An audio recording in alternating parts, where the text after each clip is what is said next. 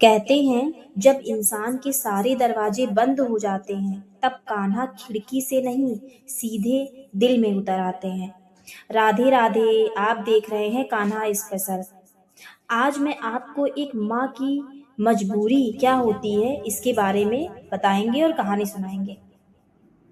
एक छोटे से गांव में रहती थी गौरी। उसका एक ही बेटा था माधव। पति के गुजर जाने के बाद गौरी ने मजदूरी करके बेटा को पाला। खुद भूखी सो जाती, लेकिन माधव को दूध जरूर पिलाती। गांव में सब कहते, इतनी गरीबी में बच्चे को पढ़ाकर क्या करोगी?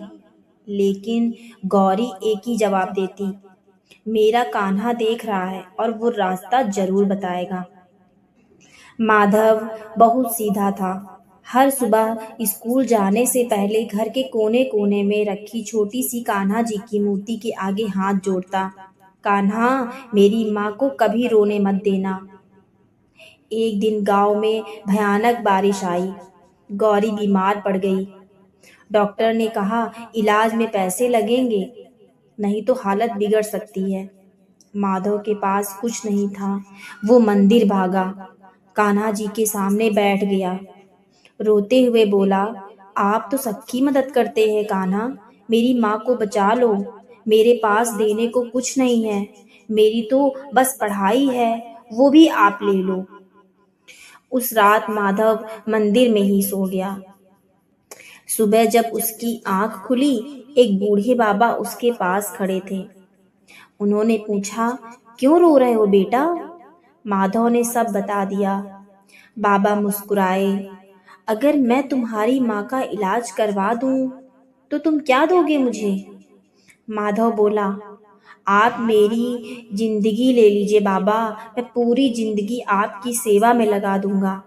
बाबा ने उसे पैसे दे दिए और बोले, जाओ माँ को बचाओ और याद रखना, सेवा सबसे बड़ी पूजा है।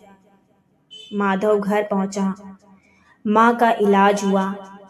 कुछ ही दिनों में गौरी ठीक हो गई। लेकिन जब माधव बाबा को धन्यवाद देने मंदिर गया तो वहां कोई नहीं था। माधव ने पुजारी से पूछा तो पुजारी ने कहा, यहाँ तो कल कोई बाबा नहीं आए थे। माधव की नजर कान्हा जी की मूर्ति पर गई और वो रोने लगा। समय बीत गया।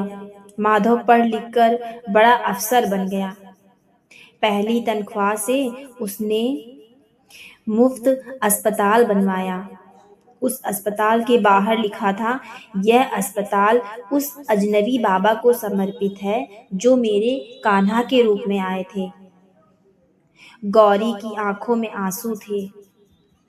उसने कहा, बेटा, मैंने कहा था ना, कान्हा देख रहे हैं। एक दिन अस्पताल में एक गरीब बच्चा लाया गया। उसकी माँ रो रही थी। माधव उसके पास गया और उसे वही शब्द बोले जो कभी बाबा ने उससे कहे थे, सेवा सबसे बड़ी पूजा है।